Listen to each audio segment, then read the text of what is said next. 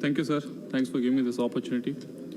Representing an agrarian dominant constituency of Nursaropet in Andhra Pradesh, I have listened to thousands of stories who have, from all walks of people, from all walks of life, who have come forward and told us the benefits that they got because of cooperative banks.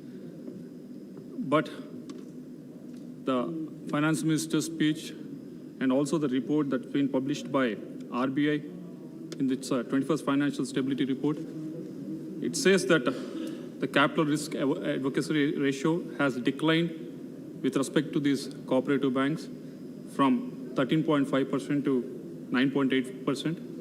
And the examples also we have seen. One of the primary example everyone was mentioning here was the PMC Bank, where the depositors have affected really badly, wherein in September of 2019, we have capped the depositors who can withdraw the money at only at 1,000 rupees. It's a very sad situation. This has happened because of the poor performance, wherein their non-performing assets have doubled in almost doubled in just 1 year, and also because of bad management with respect to their auditors not actually doing the diligent work they're supposed to do. We have also seen numerous other banks, for example, Mapusa Bank and CKP Bank, whose licenses were cancelled by RBI because they couldn't furnish the details or furnish the enough details to prove that they can actually run the bank properly.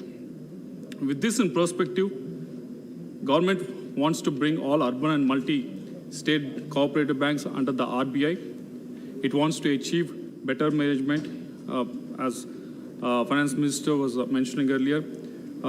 In case of management being deemed unfit, board of directors are not doing the job they are supposed to do, RBI can supersede them.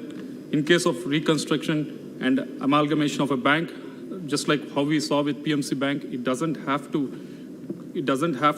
have to cap the withdrawal limits.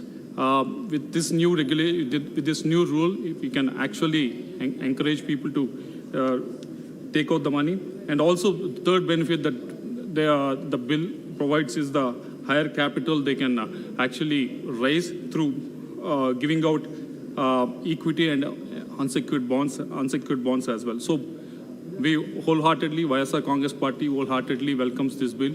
We are in full support of this bill. Going against the government now, you're starting to lick the government. We are very much with this Thank bill. you.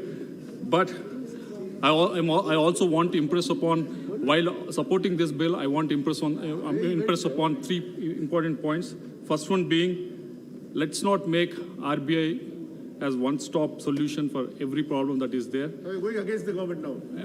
Because Please, we're trying please. to impress upon it, so it's a suggestion. So let's not make RBI one-stop solution for everything, every problem that is happening, because if you see the number of bad loans that are cropped up in the last financial year, it almost gone up by almost 134%. It's almost amounts to 1.5 lakh crores. RBI is bad. It was under the watchful eyes of the RBI that has happened. And the second suggestion we can give is the preempt. Rather, we are always reacting and giving the reforms rather than preempting the reforms.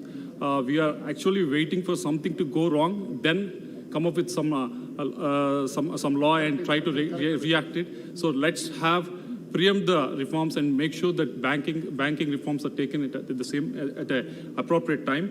And the third most important thing is RBI and PSB should learn. Yes, we are trying to regulate these cooperative banks, but cooperative banks have some advantages to the customers, where they are they're very approachable, they're not rigid, and they have done extremely good service to the people. So I hope, as we're supporting this bill, you take these points into consideration. And once again, sir, thank you for giving me this opportunity. Thank you very much, Sri Gajanan Kirtikar from Shiva Sena.